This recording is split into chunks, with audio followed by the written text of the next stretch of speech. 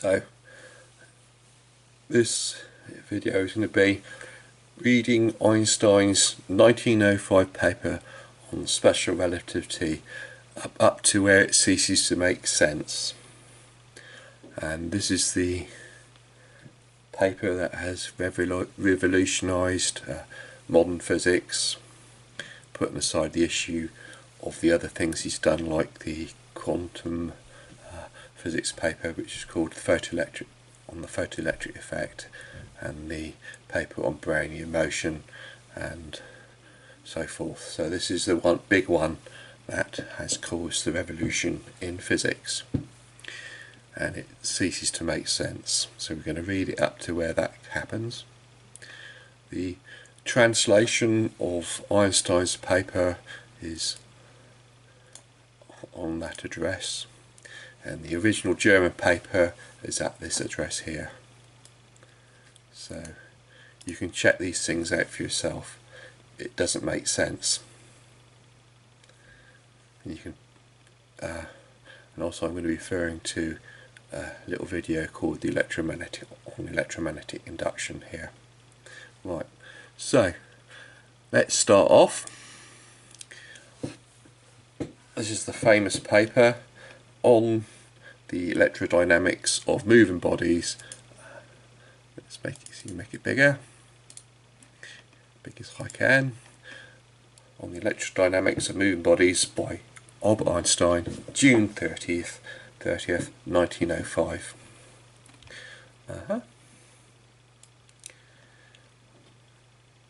Stop that. It is known that Maxwell's electrodynamics, as usually understood at the present time, when applied to moving bodies, leads to asymmetries which do not appear to be inherent in the phenomenon.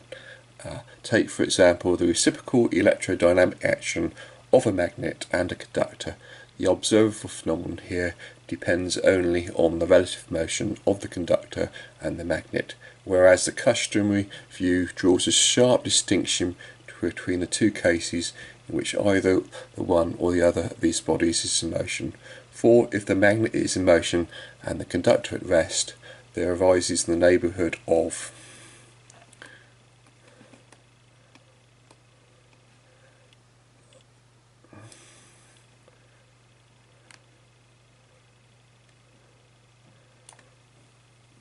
the magnet an electric field with a certain definite energy, producing a current at the places where parts of the conductor are situated. But if the magnet is stationary and the conductor is in motion, no electric field arises in the neighbourhood of the magnet. In the conductor, however, we find an electromotive force to which in itself there is no corresponding energy, but which gives rise, assuming equality of relative motion in the two cases discussed, to electric currents of the same path and intensity as those produced by the electric forces in the former case. So I don't think that's said very well, but there is a video, one of numerous ones, we can look at dealing what is called electromagnetic induction. So this is what Einstein is trying to talk about, so we can have a quick look at this to see what's going on. Induction. Can a magnet produce electricity? Let's explore this. Michael Faraday, the English scientist, was the first person to prove that a magnet can create a current. To test this, he moved a magnet towards and away from the coil of wire connected to a galvanometer. He observed that there was a deflection in the galvanometer, indicating that a current is induced in it.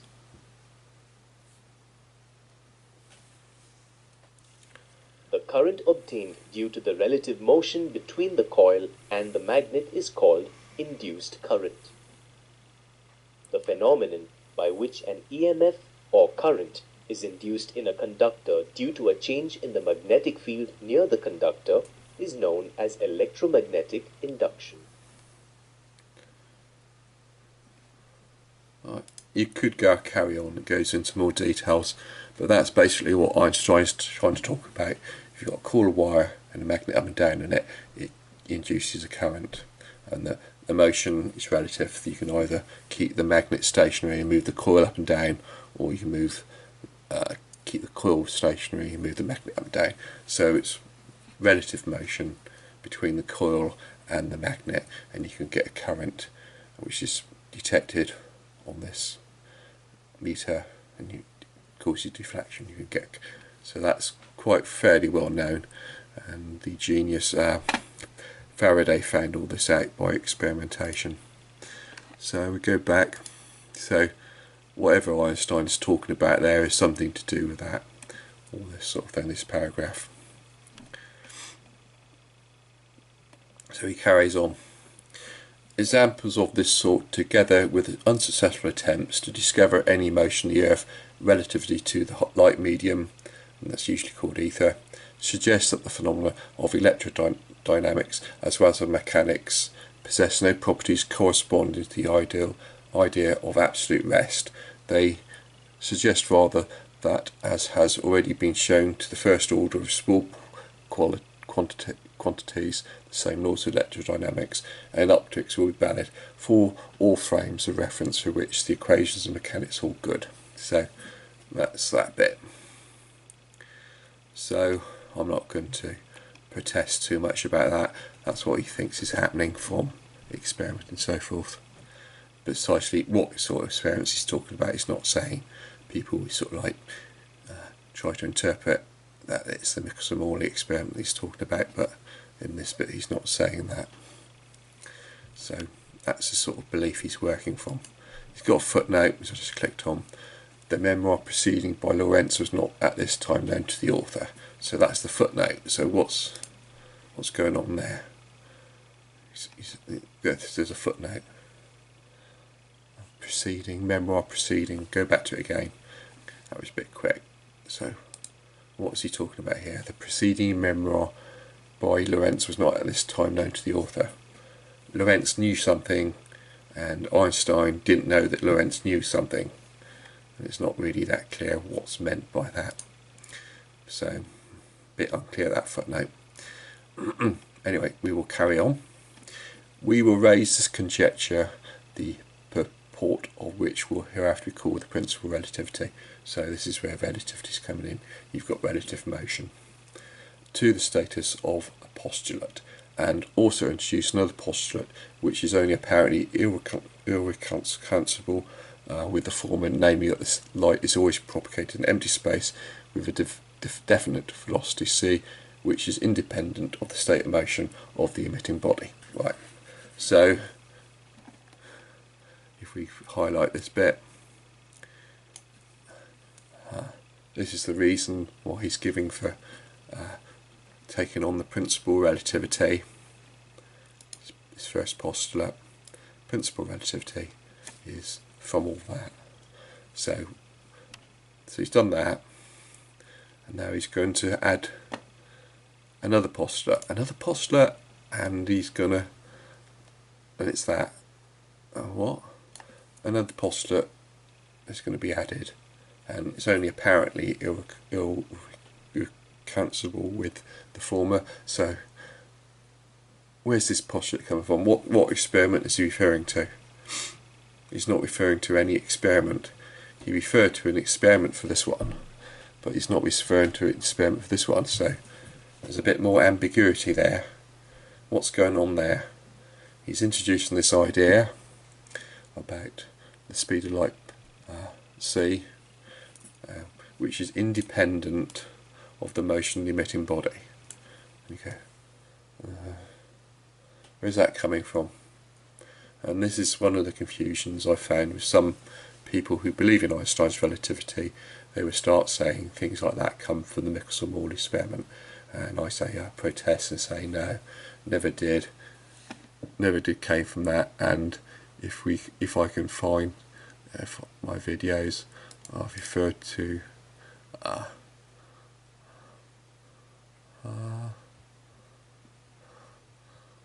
so yeah, end up with too many things. So in my videos, previous videos, I go into details about that, and it's maybe I've got from here. Yes, this main person was Einstein wrong, and this is the Associate Professor Reg Cahill is making a claim that everything's been built upon a mistake. Einstein's invention of space-time merged the geometrical models of space and time and was predated on famous 19th century experiments on Michelson and Morley that purported to show that the speed of light is constant in direction. And when a Spore effect was recorded as opposed to the large one anticipated, the two physicists decided that the effect could be discounted as an artifact of the experiment. They declared the result to be null, and the constant speed of light became part of the theoretical basis for Einstein's theories of special relativity and general relativity. And Associate Professor Cahill says they were wrong. They threw the baby out with the bathwater, and the effect was real. The speed of light is different in different directions. So this is what we're claiming from the distant movement. So we go back to Einstein's paper when he's making this claim about the velocity c, which is independent of the state of motion of the emitting body. So presumably he's understood that from experiments such as the Michelson-Morley experiment, and which we now saying is wrong. But he's not stating here what experiment he's going by, so he's creating more ambiguity there. So where's that coming from? Where is it coming from? It's ambiguity. So we're stumbling a bit here now. We're finding things a bit ambiguous. He's saying things, we don't know what he's talking about. He's not mentioned the Michelson-Morley experiment. And normally in text, and people teach the special relativity, they will start saying things about the Michelson-Morley experiment, but none of that is here. So where's he coming from? What experiments is he basing any of this on? Right, but so carrying on with this ambiguity, we go to the next bit. These two postulates suffice for the attainment of a simple and consistent theory of the electrodynamics of moving bodies based on Maxwell's theory for stationary bodies. Now, is Maxwell's theory really that? I don't know. It doesn't sound quite correct. The introduction of a luminescence ether will prove to be superfluous, inasmuch as the view here to be developed will not require an absolutely stationary space, provided with special properties, nor assign a velocity vector to a point of the empty space in which electromagnetic processes take place. So somehow he's going to say the luminescent ether is superfluous. So if you read further on, he doesn't really explain that, but at the moment when we're reading, we have to put that issue aside for the moment and say, well, he's supposed to be going to get to that issue. But if we do move on, he doesn't really get to that issue. And instead, what we get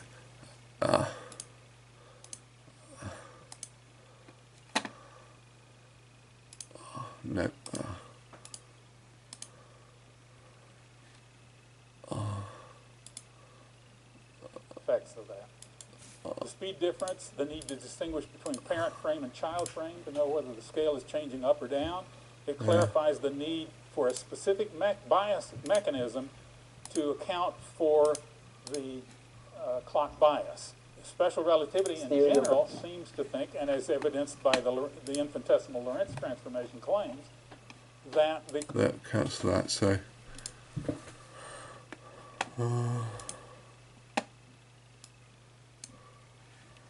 can't quite see it, I'll have to call it out. Einstein and ether.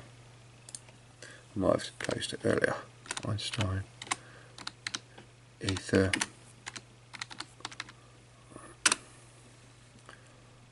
Einstein and ether. So this is in Einstein talking about ether in made it larger in 1920, and he seems to be bringing the ether back, and so it's very confusing. It seems to be he's talking about a new version of ether, so whatever he's doing in 1905, he later decides he hasn't got rid of every type of ether, or what. It's not really clear what he really means. He says things like this in 1920. Recapitulation, we may say that according to the general theory of relativity, space endowed with physical qualities. In this sense, therefore, there exists an ether. So what does he really mean by that? He's saying that in 1920. And so what's going on? We're going back to here. At the moment, he's trying to say it's superfluous.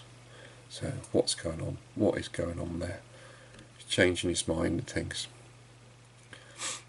But at the moment, we are looking at the 1905 paper, and so apart from the ambiguity here,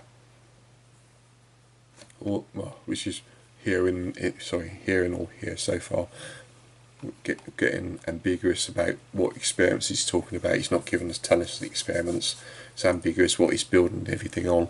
So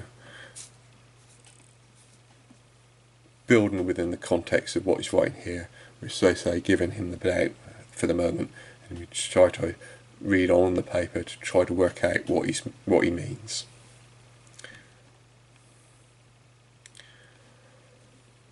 The theory to be developed is based, like all electrodynamics, on the kinematics of the rigid body, since the assertions of any such theory have to do with the relationship between rigid bodies, systems of coordinates, clocks and electromagnetic processes.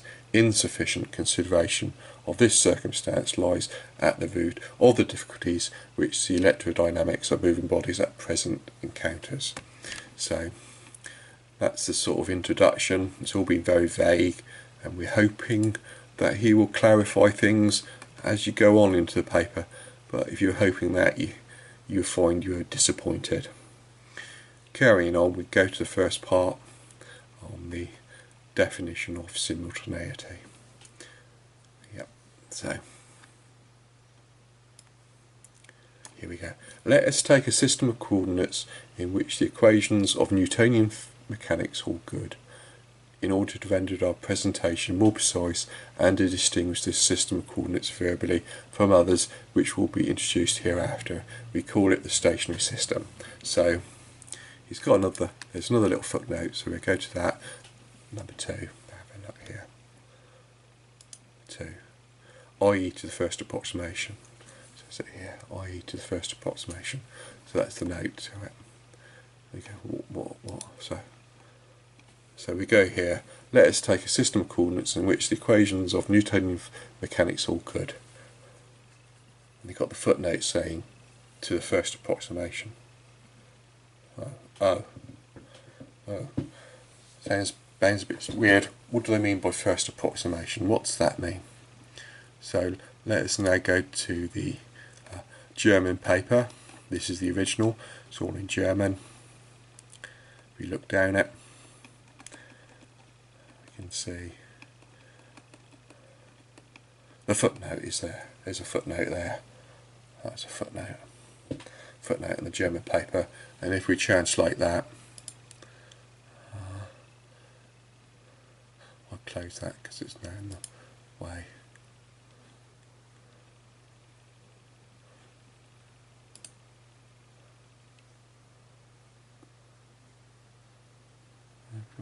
Go back to that 3. Go to 3.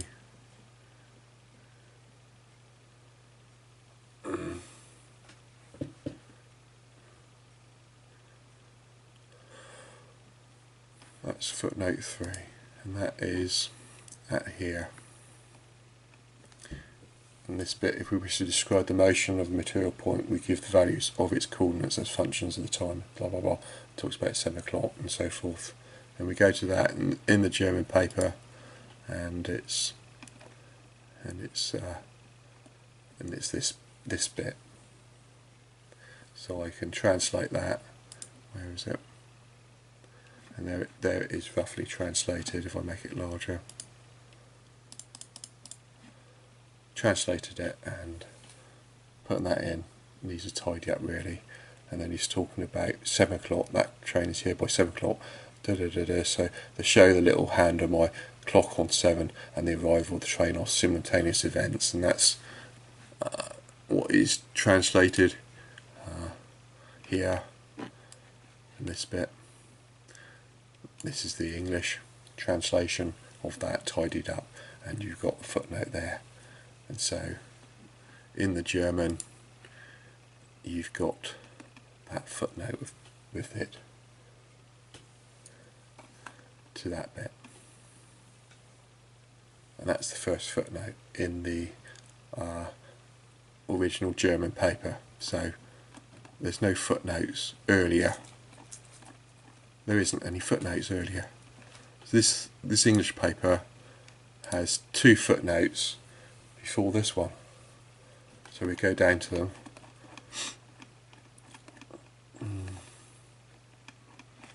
There we go down to them. Here we go. That's the first footnote in the original German, and these are extra footnotes added to the English translation. You're going, what? So in the original German didn't have this note about the preceding memoir by Lorenz was not at this time known to the author. So somebody's added that since the original 1905 German paper, and they've also added this as well, i.e. to the first approximation. We go back to that.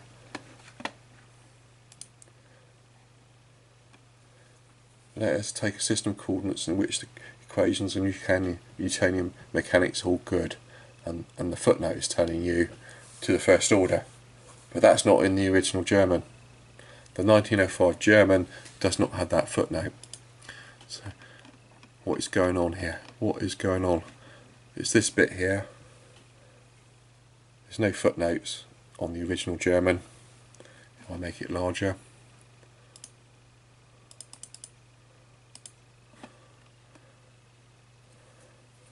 it's this bit that needs translating, and I've got a place where I've done that. Not that one.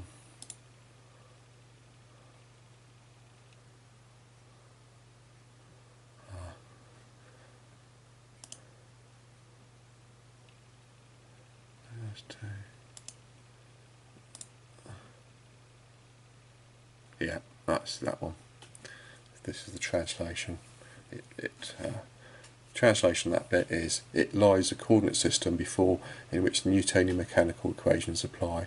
We call this coordinate system linguistic distinction, later by supply n coordinate systems, and that word I think translates clarification, the idea, the system at rest. So that's roughly, the English is the tidy up of that. So that sentence there is the tidy up of that translation, and there's no footnote in the original German.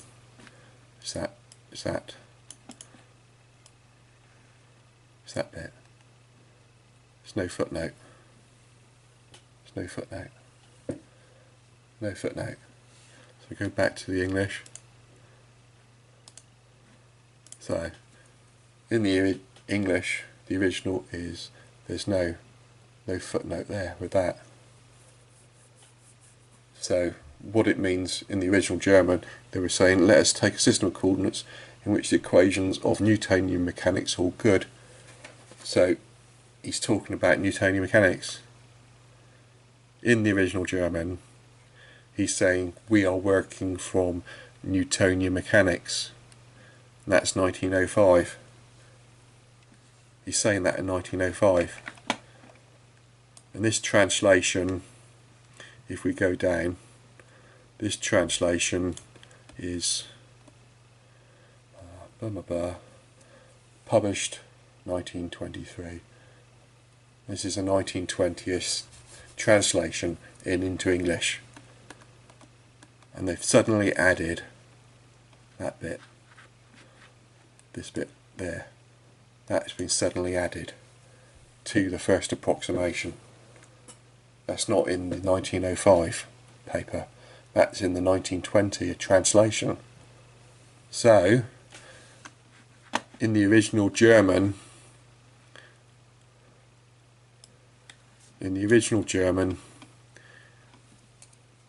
he's saying this. So he's saying he's working from Newtonian mechanics in the original German, but in the English version they're saying he's not. It's 2 different things entirely. You've got 2 different theories.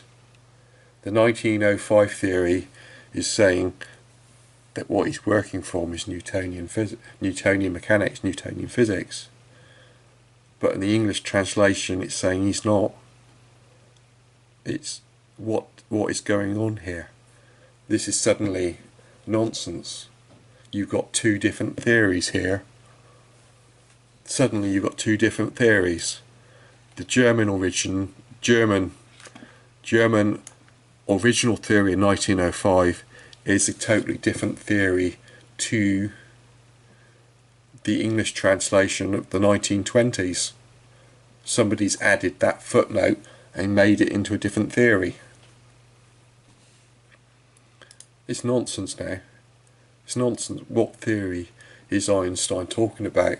Is he talking about a theory where he is going from Newtonian mechanics, or is he going by a theory which isn't going by Newtonian mechanics? It's all based upon this footnote. Where did that come from? Where did that suddenly come from? It doesn't make sense. It's sort of like you are now splitting in two different theories. At this point there is now two different theories. All before this it's ambiguous, it's not clear what's being said, and now suddenly you're talking about two different theories. The first theory is you're talking about special relativity really being Newtonian mechanics, and the second theory you're talking about is not Newtonian mechanics. So what does it mean? What does it mean? It doesn't make sense. They're pulling your leg here. If somebody's looked at that and changed it, we don't know who did it. It's not in the original German. English translation of his original 1905 German language paper. Somebody's translated it and they've added a footnote. They've added extra to it. It doesn't make sense. You've got two different theories now. Which one was Einstein supposed to mean? Which theory is he talking about? Is he talking about special relativity being part of Newtonian mechanics? Are you obeying all the rules of Newtonian mechanics? Or is he talking about a theory which isn't obeying Newtonian mechanics? And if he's talking about a theory which is not obeying Newtonian mechanics, what theory is he talking about? He's not telling you anything. He's not saying, oh, so we'll take the point up from here, sorry, back a step a bit. If we're reading all the way down here in the original German, he's saying he's working from Newtonian mechanics. So whatever derivations he's doing down here is all based within the context then of Newtonian mechanics. But now the English translation is saying all these derivations down here are not based on Newtonian mechanics. And you're going, what? So what theory is he working from? He's not defined a theory, he has not defined a mechanics system other than Newtonian mechanics. Newton has written, gone into a great deal of detail about what his mechanics is in his Principia and so forth. So we know what Newtonian mechanics is. So if he's working through this and working from Newtonian mechanics, we know what that is. But if Einstein is not working from Newtonian mechanics, he hasn't said what mechanics he's working from. This is all made up. It's nonsense. You can't work from that. It's just total nonsense. The original German, if you're taking it that he's working from Newtonian mechanics, yeah, I suppose it's making sense. Yeah, they proceed by working from Newtonian mechanics, but the English translation has said he's not. It's nonsense. It's just nonsense from this point on. It's incomprehensible nonsense. There's no way you can make sense of that. That is total nonsense. Whatever's happened here is just total nonsense. It's just total. absolute total nonsense. So that's the conclusion. The whole thing has been effed. You can talk about things being messed up, but sometimes you can mess something up so much it's effed. And it's just totally effed. It's totally effed at that point there.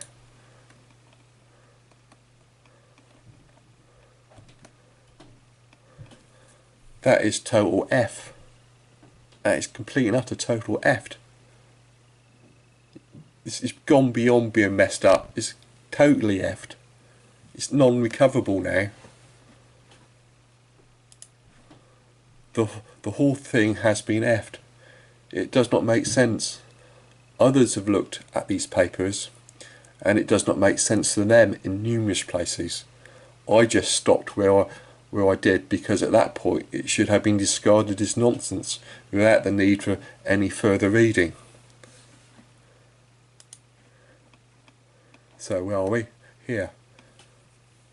It's totally effed here. Totally effed. There's nothing you can do. It's totally effed. It's completely unclear what special relativity can be. Is it part of Newtonian mechanics, or is it something else? It's not. It's no longer recoverable. The theory has become totally incoherent. You can carry on reading and it still doesn't make any sense. You carry on reading, but now you don't know whether you're working from Newtonian mechanics or not. So where are you going from? You're doing clocks with this, with these times on it, but what does that mean? You're not working from Newtonian mechanics. Where's all this coming from? So what mechanics are you working from if you're not working from Newtonian mechanics? It's just non-recoverable. It's the end. You've built on that. This is what mainstream modern physics has done. They've built on that. This is the paper they've built on, and it's just non-recoverable. You can't recover from that. It just no longer makes any sense. It's just a belief in invisible pink unicorns now. So that's the conclusion. They totally effed it. Totally.